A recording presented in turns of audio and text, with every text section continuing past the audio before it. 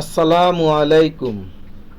আজকে আমরা জানব এক আশ্চর্য গাছের কথা, লাল চন্দনের গুণাগুণ।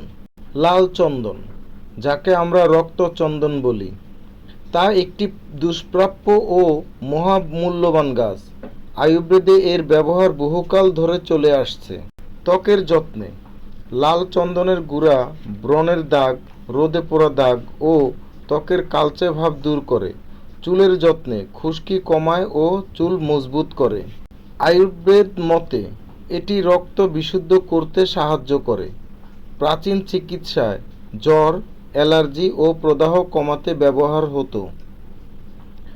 লাল চন্দনের সুগন্ধ মস্তিষ্ক ঠান্ডা রাখে ও মানসিক চাপ কমাতে সাহায্য করে।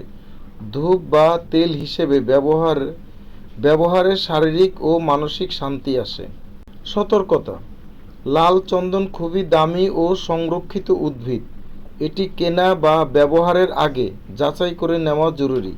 প্রাকৃতিক যত্নে লাল চন্দনের জুড়ি নেই, তবে যে কোনো কিছু ব্যবহারের আগে চিকিৎসকের পরামর্শ নেওয়াই সবচেয়ে ভালো। সবশেষে, ভিডিওটি ভালো লাগলে লাইক, কমেন্ট, শেয়ার এবং চ্যানেলটি সাবস্ক্রাইব করতে ভুলবেন না। ভালো ভাবুন, ভালো থাকুন। আল্লাহ হাফেজ।